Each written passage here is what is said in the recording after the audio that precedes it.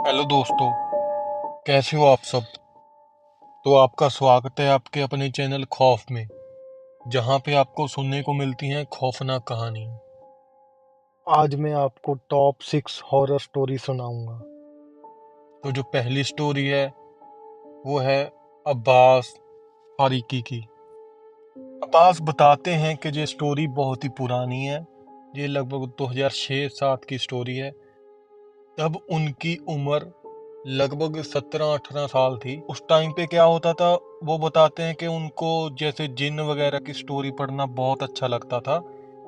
जैसे वो अक्सर इस कहानियां सुनते भी थे अपने बड़ों से कि किसी ने किसी के पास जिन्न आ गया और उसका दोस्त बन गया। उनको भी ऐसे ही लगता था कि अगर जिन्न या कोई ऐसी चीज मेरी दोस्त बन जाए या मेरे काबू में आ जाए तो मैं उससे कुछ भी करवा सकता हूँ, कि मेरे पास पावर आ जाएगी, मेरे पास पैसा आ जाएगा। ऐसा करके था उसके दिमाग में। तो क्या होता है कि उनको एक किताब मिलती है और वो किताब अरबी भाषा में लिखी हुई थी, लेकिन उसका उर्दू में भी उसका एक एडिशन मौजूद था।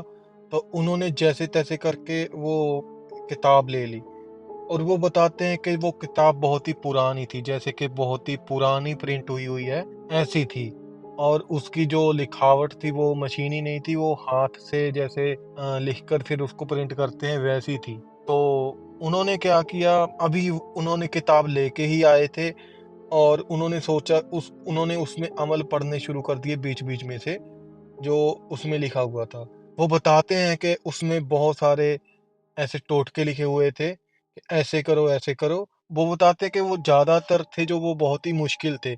जैसे कि कहीं पे लिखा है कि काली बिल्ली को काटना है, ऐसा कुछ लिखा हुआ था। उन्होंने क्या किया, उन्होंने पहले सबसे आसान था जो वो ढूंढा, कि उसको थोड़ा थोड़ा पढ़कर, जैसे ओवरव्यू उसका थोड़ा पढ़कर जो सबसे आसान है मैं उसको ढूंढता हूँ और वो मैं करूँगा।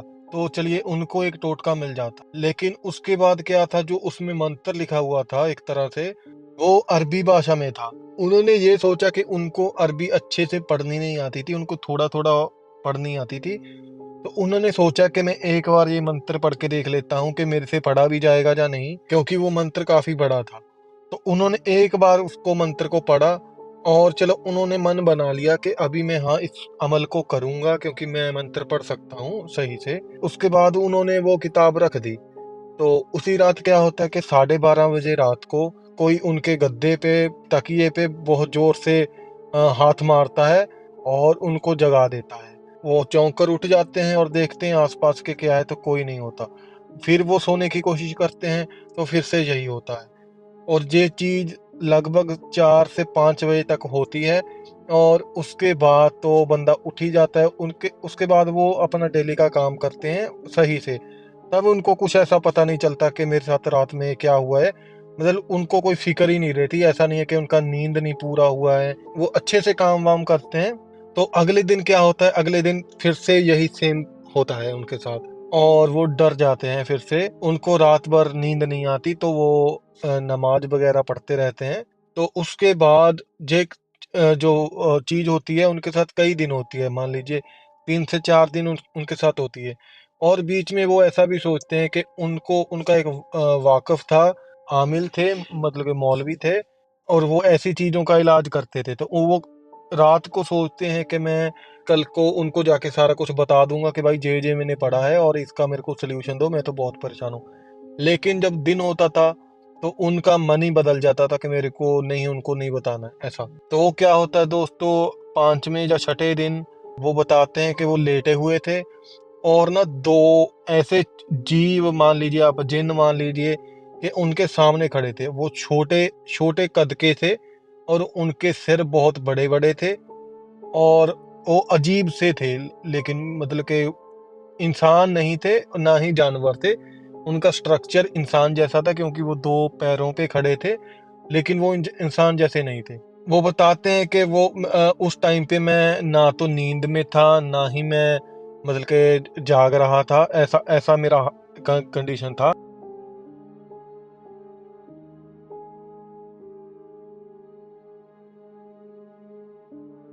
मुझे अपने पास रखना है क्या। तो वो सोच लेते हैं कि ना तो मैं हाँ कहूंगा ना ही मैं ना कहूंगा, कि ऐसा ना हो कि लेने के देने पड़ जाएं। तो वो चुपचाप पड़े रहते हैं। और वो जो एक बंदा होता है, जो जिन्न होता है, वो उनको 2-3 दफ़ा यही चीज़ बोलता है कि आप मेरे को अपने साथ रखना चाहते हो या नहीं? तो जब ये मतलब कि अब्बास कोई उसका जवाब ही नहीं देते, तो वो पीछे चला जाता है। तो जो दूसरा होता है वो आगे आता है, और वो भी सेम ही उसको क्वेश्चन करता है अब्बास को कि क्या तुम मेरे को अपने साथ रखना चाहते हो हमेशा के लिए? तो उसके उसके बाद भी अब्बास उसको कोई जवाब नहीं देते। और ये जो सारा किस्सा है, ये 3-4 मिनट चलता है, उसके बाद दोनों गायब हो जाते हैं। और उसके बाद वो बोलते हैं कि उन मतलब कि उनके साथ ऐसा कुछ नहीं हुआ दोबारा से, और उन्होंने वो जो किताब थी, जो बुक थी, उसको भी जला दी। तो ये थी दोस्तों अपनी पहली स्टोरी आज की। तो चलते हैं अपनी दूसरी स्टोरी की तरफ। अगली कहानी राहुल की है। राहुल बंगाल में रहता है और वो एक फूड डिलीवरी का काम करता है एक रेस्टोरेंट पे। और वो बताता है कि ये काम मेरे को बहुत ही मुश्किल से मिला है। वैसे तो वो पढ़ा लिखा है, लेकिन घर की मजबूरी के कारण उसको ये काम करना पड़ रहा था। तो उसको काम पे लगे हुए 3-4 महीना हो गया था। एक दिन क्या होता है, रात को राहुल को एक ऑर्डर आता है डिलीवर करने के लिए। पेमेंट वगैरह पहले ही हो चुकी थी, और जो ऑर्डर था वो नॉन वेज का था। तो राहुल ऑर्डर लेकर उसको डिलीवर करने के लिए चला जाता है। जैसे ही राहुल अपनी लोकेशन पे पहुंचता है, तो वो देखता है कि घर बहुत ही सुनसान सा है। तो राहुल जाकर नॉक करता है घर को, लेकिन कोई दरवाज़ा नहीं खोलता है। थोड़े टाइम के बाद दरवाज़ा अपने आप खुल जाता है और अंदर से आवाज़ आती है कि अंदर आ जाओ। तो राहुल अंदर चला जाता है और उसको इशारा किया जाता है कि यहाँ पे ऑर्डर रख दो। अंदर राहुल बताता है कि बिल्कुल अंधेरा था, एक औरत खड़ी थी पर्दे के पीछे। बाहर से एक गाड़ी गुजरती है, और जैसे ही उसकी लाइट उस औरत पे पड़ती है, तो राहुल एकदम से डर जाता है, क्योंकि उस औरत का चेहरा बहुत ही भयंकर था। और राहुल तुरंत ही वहाँ से निकल जाता है जल्दी-जल्दी से, और वापस चला जाता है। थोड़े दिन के बाद क्या होता है, दोबारा से राहुल को वहीं से ऑर्डर आता है। राहुल फिर घबराते-घबराते वहाँ पे चला जाता है और ऑर्डर रख देता है।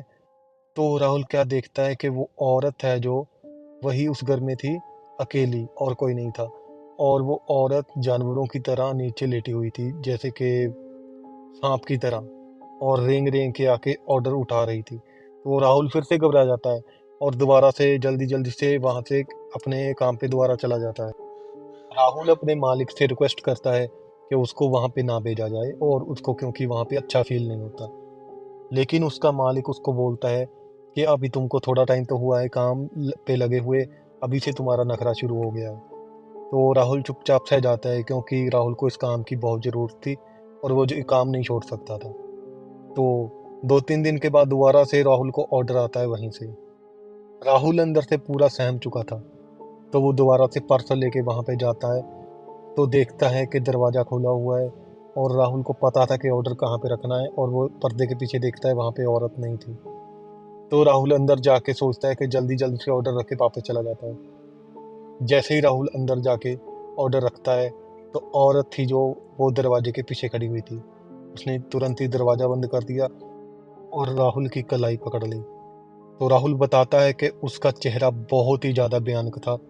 राहुल बहुत ही ज़्यादा घबरा गया, और उसके नाखून बहुत बड़े-बड़े थे, जो कि उसकी कलाई को बहुत ही ज़्यादा दर्द दे रहे थे। इतने में राहुल बेहोश हो जाता है, और जब उसकी आँख खुलती है, वो देखता है कि वो जो औरत थी, वो उसके ऊपर चढ़ी हुई है और राहुल नीचे लेटा हुआ है। वो जैसे-तैसे करके वहाँ से भागता है।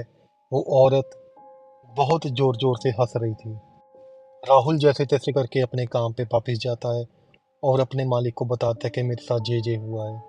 तो उसका मालिक उस पे यकीन नहीं करता, और उसको डाँटता है और बोलता है, तू काम से बहुत कतराता है, तो काम करना है तो कर, वरना काम छोड़ के अभी तू जा सकता है। तो राहुल की फिर से मजबूरी वहाँ पे सामने आ जाती है। राहुल चुपचाप काम करने लग जाता है। राहुल सोचता है कि आगे वहाँ से ऑर्डर नहीं आएगा, तो या तो मैं मना कर दूँगा। अगले ही दिन राहुल को फिर से वहाँ से ऑर्डर आता है, लेकिन उसका मालिक फिर से उसको ज़बरदस्ती से वहाँ पे भेज देता है। तो राहुल जाता है, वो औरत बिल्कुल तैयारी खड़ी होती है वहाँ पे, और राहुल को वो पकड़ लेती है और उसको बेहोश कर देती है। और राहुल को थोड़ा-थोड़ा होश रहता है, राहुल देखता है कि वो उसका खून पी रही है उसकी गर्दन से। लेकिन जब राहुल उठता है तो उसके गर्दन पे कोई निशान वगैरह नहीं होता है, लेकिन उसको कमज़ोरी बहुत ज़्यादा हो गई होती है और उसका जो चेहरा होता है वो पीला पड़ गया होता है। ऐसे लगता है कि उसमें खून ही नहीं है। इस बार राहुल वापस आता है काम पे और अपने मालिक के सामने रोने लग जाता है।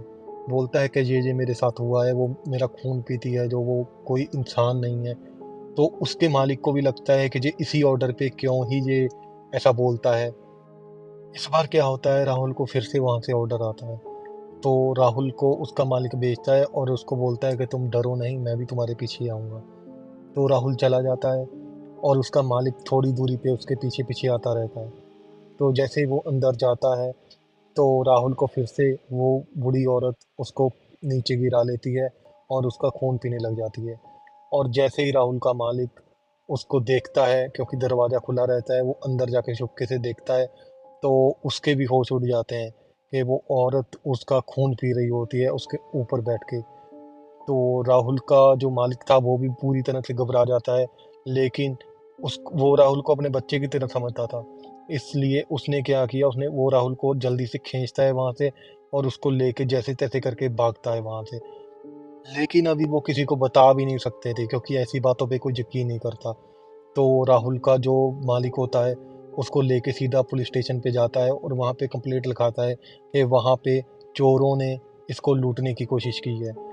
तो जब पुलिस इन्वेस्टिगेशन करती है तो वो बताते हैं कि ये घर तो बहुत सालों से खाली पड़ा हुआ है। तो ये थी दोस्तों आज की कहानी। चलते हैं अगली स्टोरी की तरफ। हेलो दोस्तों, आज की कहानी जोगिंदर की है। ये थाराबाई जोगिंदर की कहानी नहीं है, ये किसी और जोगिंदर की कहानी है। तो जोगिंदर हरियाणा में रहता है और ये 3 दोस्त थे जो बचपन से साथ पढ़े थे। जोगिंदर, अतुल और सुनील। तीनों बहुत ही अच्छे दोस्त थे। इन तीनों को किसी कॉमन फ्रेंड के घर में कोई फंक्शन अटेंड करना था रात को। तो ये चले जाते हैं अपनी बाइक से, तीनों एक ही बाइक पे चले जाते हैं और फंक्शन को काफ़ी देर हो जाती है, रात को इनको 1:30-2 बज जाता है। तो इसके दोस्त, जो बाकी के दोस्त होते हैं, वो इनको बोलते हैं कि तुम यहीं पे रह जाओ क्योंकि अंधेरा बहुत हो गया है। लेकिन जो बोलते हैं कि हमको घर पे कोई काम है, इस वजह से हमको जाना ही पड़ेगा। तो ये अपनी बाइक लेके निकल जाते हैं। तीनों काफ़ी अच्छे दोस्त थे। इन्होंने सोचा कि बातें करते करते टाइम गुजर जाएगा, पता ही नहीं चलेगा। वैसे जो सफ़र था वो 1.5-2 घंटे का था। तो जोगिंदर बाइक चला रहा था, अतुल था जो बीच में बैठा था और सुनील था जो वो लास्ट में बैठा था। और रात को बहुत ठंड हो रही थी और थोड़ी थोड़ी धुंध भी थी। तो रास्ते में जोगिंदर क्या देखता है कि जो गांव के, वो एक गांव के बाहर से गुजर रहे थे। सीधा रोड था, जैसे वहाँ पे कोई स्ट्रीट लाइट वगैरह नहीं थी। तो वो क्या देखता है, जैसे गांव के बाहर रोड होता है, उसके साथ साथ एक नाला होता है जहाँ से खेतों को पानी दिया जाता है। तो उसमें पानी भी था। और आपको पता होगा कि गांव को सड़क से कनेक्ट करने के लिए उस नाले के ऊपर एक ब्रिज बनाया होता है छोटा सा। तो जोगिंदर क्या करता है कि टाइम पास करने के लिए ब्रिजों को गिनने लग जाता है कि कितने ब्रिज होंगे इस रोड पे, ऐसे गिनने लग जाता है। तो जो अतुल होता है, वो तो उनके बीच में बैठा होता है बिल्कुल जोगिंदर को पकड़ के। और अतुल के बारे में मैं आपको बता दूं कि उसके चश्मा लगा हुआ था और वो बहुत ही ज़्यादा, मान लीजिए, कम बोलता था, ज़्यादा नहीं बोलता था। और वो चुपचाप से अतुल था जो वो जोगिंदर को पकड़ के बैठा हुआ था क्योंकि उसको ठंड लग रही थी। तो अचानक से अतुल जोगिंदर को बोलता है कि मेरे को वॉशरूम जाना है, तुम कहीं पे बाइक रोक लो। लेकिन जोगिंदर और सुनील उसको गालियां देने लग जाते हैं और बोलते हैं कि हम तो पहले ही लेट हैं, हम कहीं पे नहीं रोकेंगे, अभी रोक ले थोड़े टाइम के लिए, वो घर जाके कर लेना। और इतने में जोगिंदर जो होता है, वो जो ब्रिज होते हैं, जो पुलियां होती हैं, उनको गिन रहा होता है। और वो क्या देखता है कि उसको एक सफ़ेद कपड़ों में औरत, एक लड़की दिखती है ब्रिज के नीचे पानी में। उसके मुंह से गाली निकल जाती है बहुत जल्दी से। और वो बोलता है कि पहले तो वो किसी को बताता नहीं है, और अगले 1-2 ब्रिज को छोड़ के वो फिर से देखता है, उसको फिर से वही औरत दिखती है वहाँ पे पानी में, और वो उसी को देख रही होती है। तो वो बिल्कुल से घबरा जाता है और बाइक भगा लेता है। सुनील उसको पूछता है कि क्या हुआ, तो वो बताता है कि बहन, भूत देख लिया, भूत देख लिया, ऐसा बोलने लग जाता है। तो अतुल जो होता है वो बोलता है कि तुम क्या ही रात को ये बकवास कर रहे हो। और वो तीनों में बहस चल जाती है। वो बोलता है, जोगिंदर बोलता है कि मैंने देखा है, वो अतुल और सुनील बोलते हैं कि तुम हमको डरा रहे हो।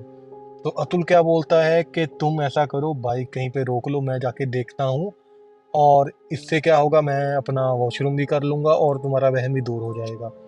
तो जोगिंदर और ये तीनों मस्ती करते करते हैं, और जोगिंदर बोलता है कि देख फिर मत मेरे को बोलना, मैं रोक लूँगा, ठीक है, तेरे को जाना पड़ेगा वहाँ पे। तो ऐसे करते करते हंसी मजाक में वो रोक लेते हैं बाइक, और जो अतुल होता है वो वॉशरूम करने के लिए वहाँ पे चला जाता है। और जोगिंदर उसको बोलता रहता है कि थोड़े आगे जा, थोड़ा जो ब्रिज है, जो पुली है, उसके पास जा और जा और जा, थोड़ा नीचे उतर के अपना जो काम करना है वो कर, और साथ के साथ उसके नीचे भी देख ले कि है जा कुछ नहीं। और जो अतुल होता है वो थोड़ा सा जो नाला होता है उसके नीचे उतर के अपना वॉशरूम करने लग जाता है। और ये मतलब कि जो जोगिंदर होता है और सुनील होता है, उनको ये प्रॉपर तरह से दिखाई नहीं दे रहा होता। तो अचानक से क्या होता है कि अतुल के बहुत ज़्यादा चिल्लाने की आवाज़ आती है, और ये दोनों भाग के जाते हैं और देखते हैं कि वो पानी में गिरा हुआ है। ये उसको पानी से निकालते हैं और बाइक पे बैठाते हैं, और वो कुछ नहीं बताता वहाँ पे। तो वो बोलता है कि भगा लो बाइक भगा लो। तो वो भगा लेते हैं, और आगे जाके जब ये मेन रोड पे पहुंच जाते हैं, सड़क पे, तो अब जाके अतुल उसको बताता है कि भाई सच में वहां पे एक लड़की बैठी थी, कि मैं वहां पे देख रहा था, कि नीचे झुक के देख रहा था, और उसने मेरी टांग पकड़ के मेरे को पानी में खींच लिया। आगे जाकर ये एक ढाबे पे रोकते हैं और वहाँ पे चाय वाय पीते हैं और अतुल को रिलैक्स करते हैं। तब वो सारी बात बताता है कि मैं झुक के वहाँ पे देख रहा था, और उस लड़की का या औरत का चेहरा बहुत ही ज़्यादा भयंकर था, और वो मेरे को देख के हंस रही थी।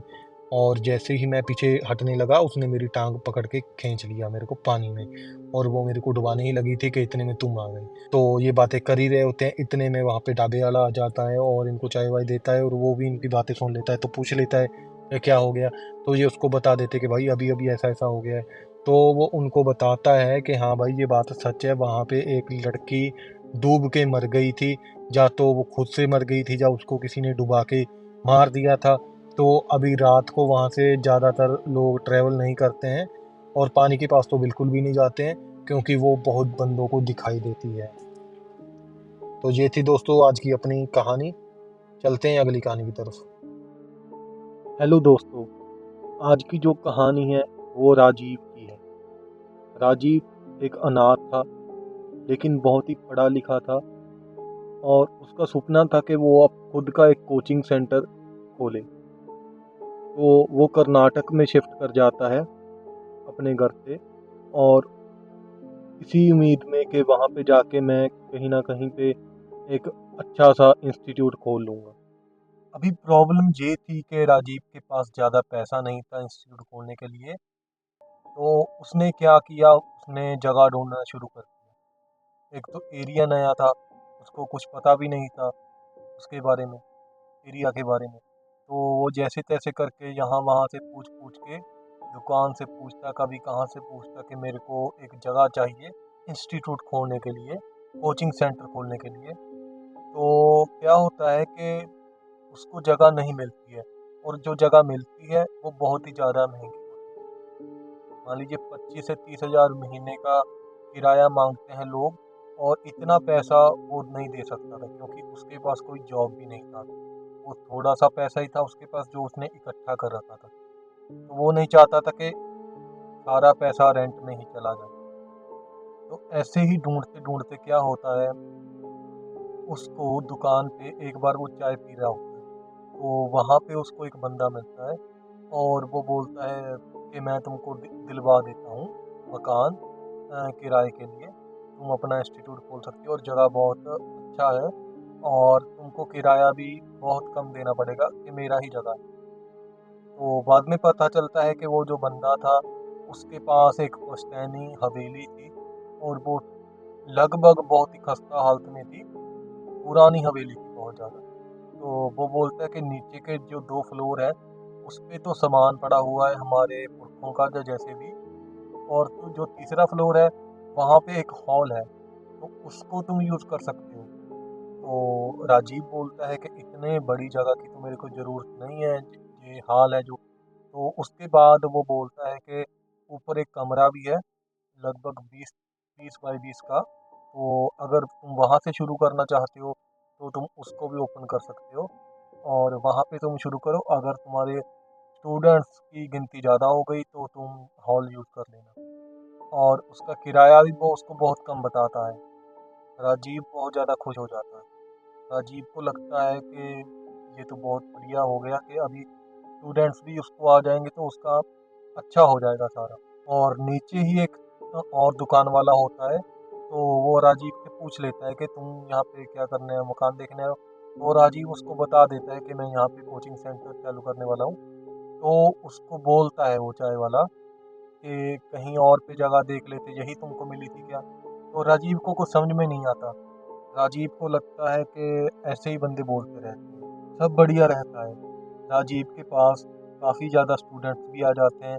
मान लीजिए 8-9 स्टूडेंट उसने महीने में ही इकट्ठे कर लिए थे और राजीव सब सही से कर रहा था। यहाँ पे प्रॉब्लम ये आई कि राजीव को उस कमरे में थोड़ा चेंज करना था क्योंकि वो बहुत ही ज़्यादा पुराना दिख रहा था। तो राजीव ने सोचा कि पोस्टर वगैरह लगा देता हूँ या तो फिर ये विंडो विंडो तोड़ देता हूँ, ऐसा मतलब कि उसको थोड़ा एक्स्ट्रा स्पेस मिल जाएगा।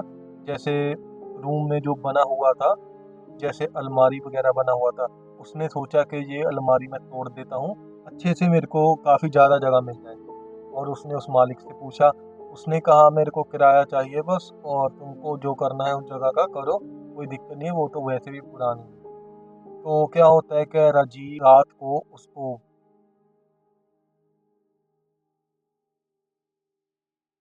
आधी ही टूटती है और वो जाके अपना सो जाता है। तो क्या होता है कि उसके सपने में कोई आता है, एक भयानक बंदा, जिन जैसा। तो उसको बोलता है कि तुम यहाँ से चले जाओ, या तो यहाँ पे तोड़-फोड़ मत करो, ये मेरी जगह है, वरना मैं तुमको बर्बाद कर दूँगा। तो राजीव को लगता है अगले दिन कि ये तो सपना था, वैसे ही उसके मन में स्ट्रेस हो गया होगा, इसी वजह से उसको ऐसा सपना आया।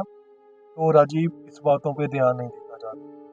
थोड़ा टाइम गुजरता है और राजीव के साथ अजीब-अजीब सी हरकतें होने लग जाती हैं। जैसे कि वो उसकी चीज़ें गायब हो जाती हैं और उसके स्टूडेंट्स की चीज़ें भी गायब होने लग जाती हैं जो पढ़ने आते हैं।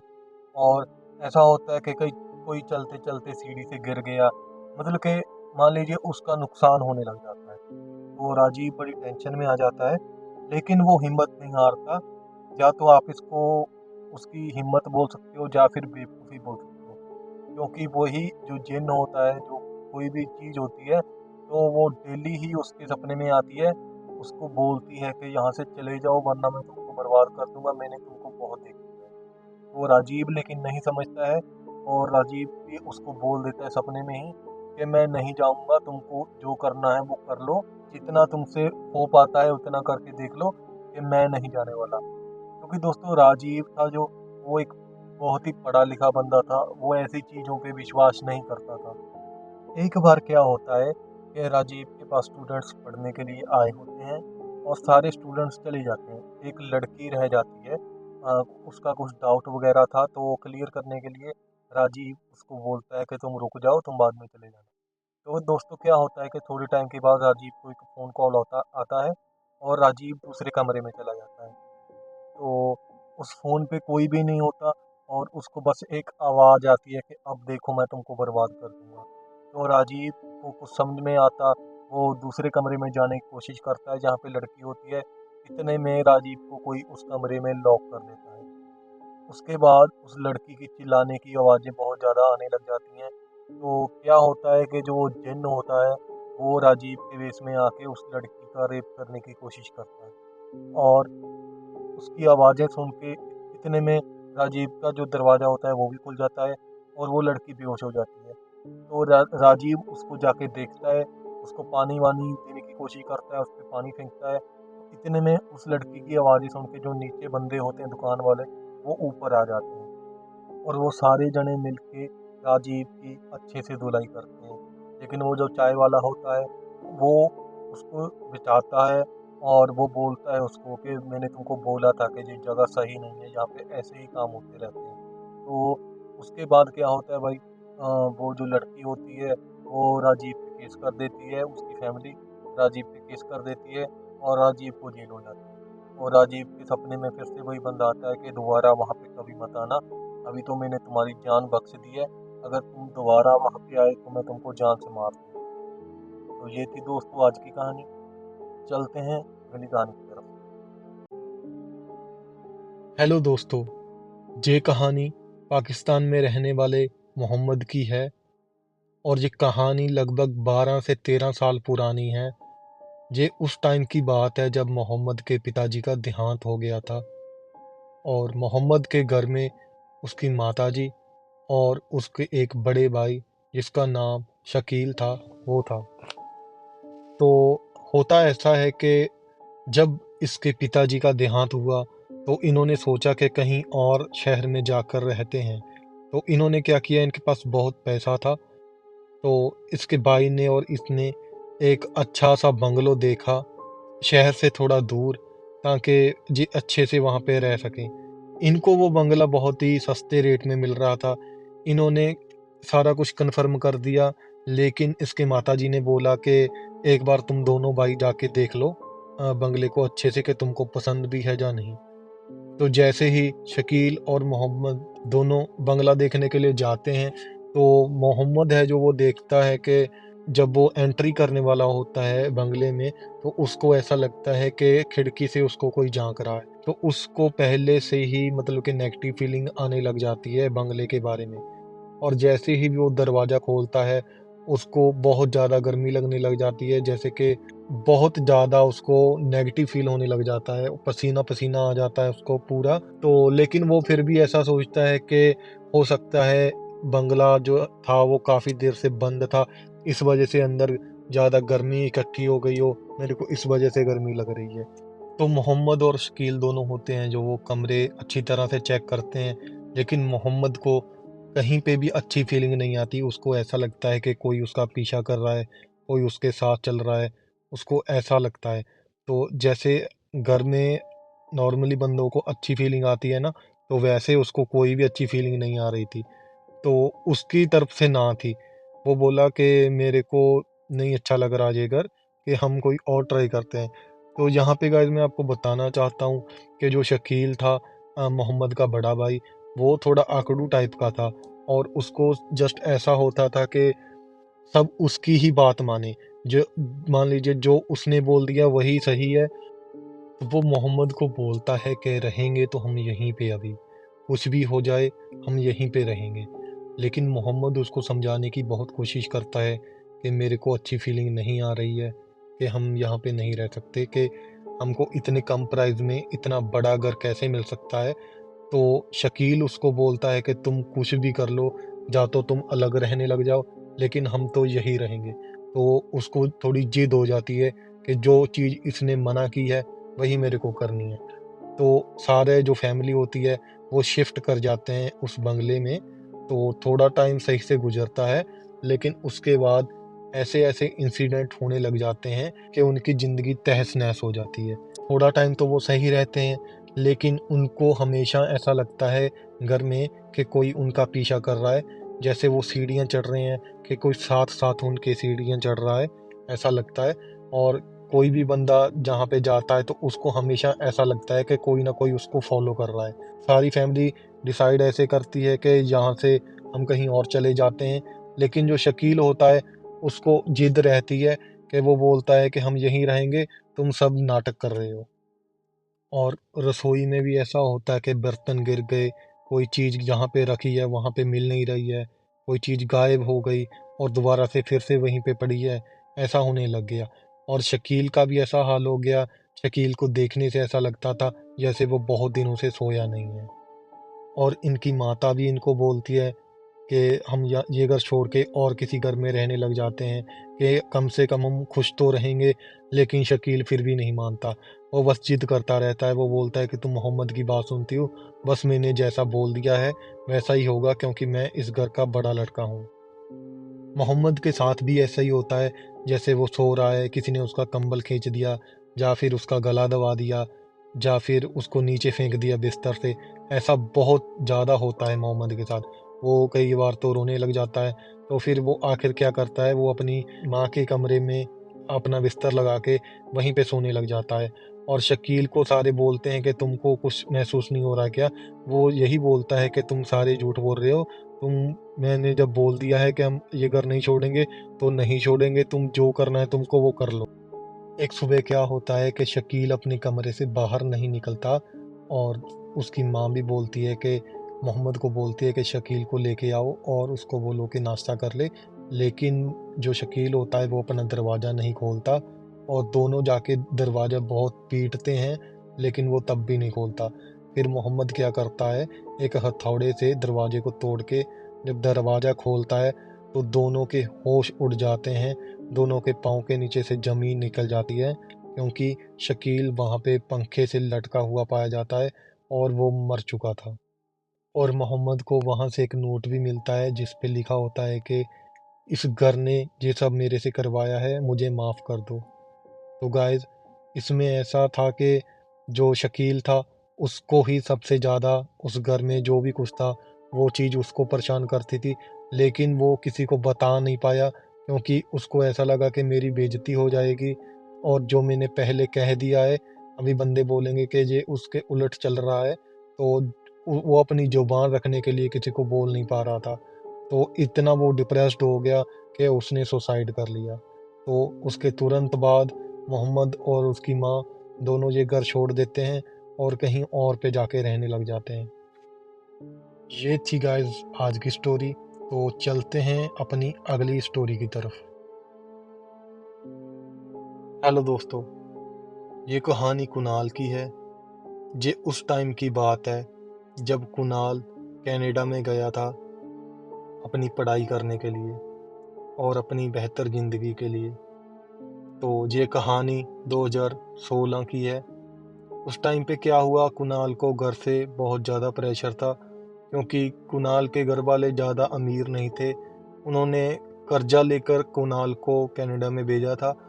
तो कुणाल भी बहुत ही ज़्यादा मेहनत करता था कि जल्दी से जल्दी ज़्यादा से ज़्यादा काम करके पैसा कमाया जाए और घर वालों का जो कर्जा है वो उतारा जाए। तो कुणाल के कॉलेज में कुछ नए दोस्त बनते हैं। सारे बंदे प्लान करते हैं कि कल हैलोवीन है, तो हैलोवीन देखने हम सब जाएंगे और अच्छे से एंजॉय करेंगे। तो कुणाल भी हाँ कर देता है कि चलो मैं भी चलूँगा। तो वो बोलता है कि मैं काम के बाद सीधा आऊँगा क्योंकि मेरे को काम करना ज़रूरी है। और हैलोवीन जो होता है वो रात के 9, 10, 11 बजे शुरू होता है और रात तक चलता है। कुणाल भी सीधा काम करता करता 11 बजे तक फ्री होकर उन बंदों को बोल देता है कि मैं सीधा वहीं पे पहुंचूंगा। तो वो बंदे पहुंच जाते हैं वहां पे और वो कुणाल को फ़ोन करते रहते हैं कि आ जाओ आ जाओ। कुणाल बोल देता है कि मैं आ रहा हूँ, कोई बात नहीं है। तो कुणाल वहाँ पे पहुँच जाता है और लेकिन हेलोवीन के दिन में ऐसा होता है कि बहुत सारी गाड़ियाँ आई होती हैं तो पार्किंग मिलना बहुत ही मुश्किल होता है।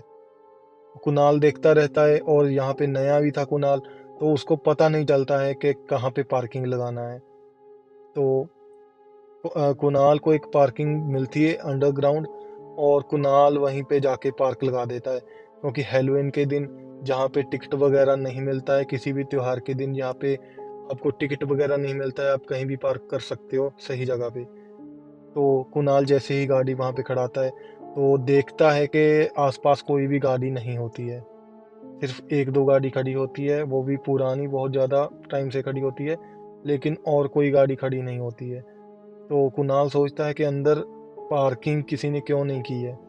तो चलो वो सोचता है कि चलो क्या किसी को पता नहीं चला होगा। तो वो बाद में देखता है कि ये हॉस्पिटल की पार्किंग है। तो कुणाल जैसे ही गाड़ी से निकलता है वो लिफ्ट की तरफ जाने लगता है।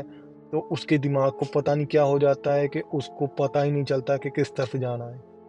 उसको वो जैसे उसका दिमाग पागल हो जाता है, वो घूम घूम के वहीं पे आ जाता है बार बार। तो थोड़े टाइम के बाद क्या होता है, उसके फ़ोन की रेंज भी नहीं आ रही होती है। कुणाल पागलों की तरह यहाँ से वहाँ पार्किंग में ही घूमता रहता है। और क्या होता है कि उसको एक लड़की दिखाई देने लग जाती है जिसके खुले बाल थे और वो पता नहीं कौन थी, तो उसको वो दिखाई देने लग जाती है। कुणाल को लगता है कि ये भी गाड़ी पार्क लगाने के लिए आई होगी। तो कुणाल उसके पास जाता है और जब वो आंखें अच्छे से खोलता है तो वो देखता है वहाँ पे लड़की होती ही नहीं है और वो लड़की उसके पीछे काफ़ी दूर खड़ी होती है। तो कुणाल घबरा जाता है। कुणाल 1.5-2 घंटा ऐसे ही घूमते रहता है पार्किंग में पागलों की तरह, रोता रहता है और उसको कुछ पता ही नहीं चलता और उसका फ़ोन भी नहीं चल रहा होता। उसके जो दोस्त होते हैं उनको लगता है कि कुणाल वापस चला गया है। तो ऐसे ही काफ़ी टाइम निकल जाता है और उसके बाद एक सिक्योरिटी गार्ड आता है वहाँ पे।